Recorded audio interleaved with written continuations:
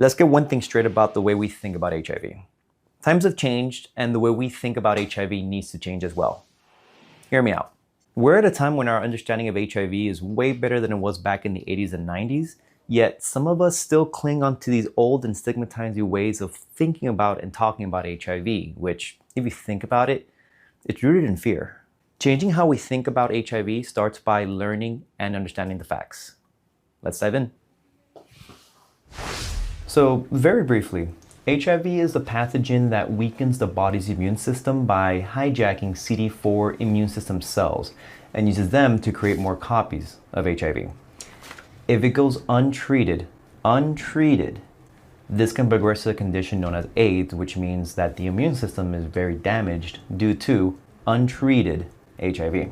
You see where I'm going with treatment, and we'll circle back to that, but it's important to first understand how HIV is transmitted. For HIV transmission to happen, certain things have to be true, beginning with a transmissible bodily fluid. Any of these listed must be present.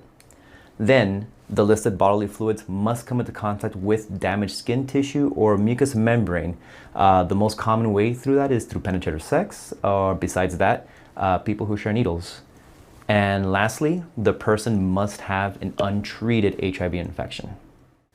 What if this person is taking HIV medications? Let's talk about it.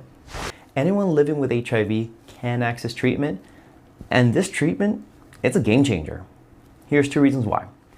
First, treatment stops HIV from further replicating and damaging the immune system, meaning the individual stays healthy, and this person would then become undetectable, meaning the HIV infection is under control and not causing harm.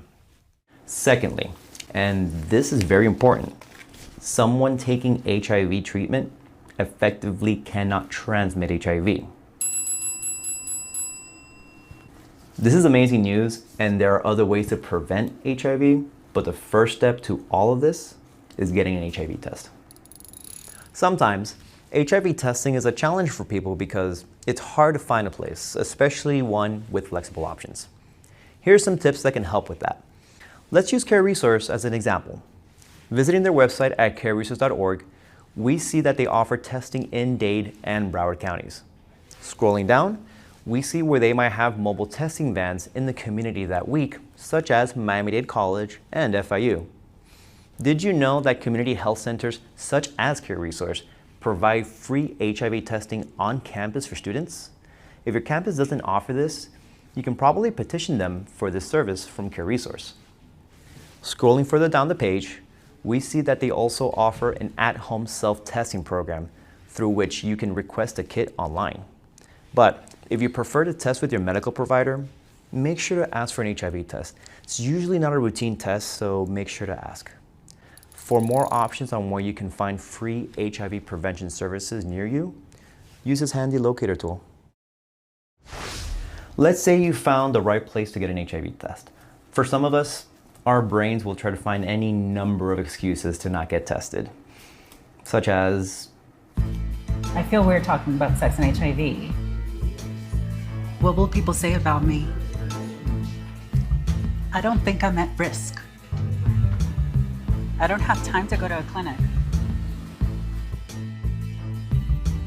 I'm in a relationship with someone. We're committed, we're stable, I trust them. come on. Whatever excuse your brain comes up with, push through it, because knowing your HIV status on a regular basis is important, not only for self-care, but to be able to do something about it. This could look like starting treatment or learning ways to prevent HIV by using the many tools that are available. There's many tools and techniques at our disposal to prevent and reduce HIV risk. Condoms are still the gold standard to this day. There's PrEP, a medication that's used by someone who is HIV negative to stay negative. Then there's PEP, P-E-P, which is taken within 72 hours of an HIV exposure.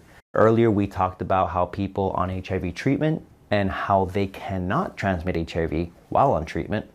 And as for smaller but effective ways to reduce risk, limiting the amount of sex partners, not using injection drugs, and most importantly, getting tested regularly and staying educated about HIV.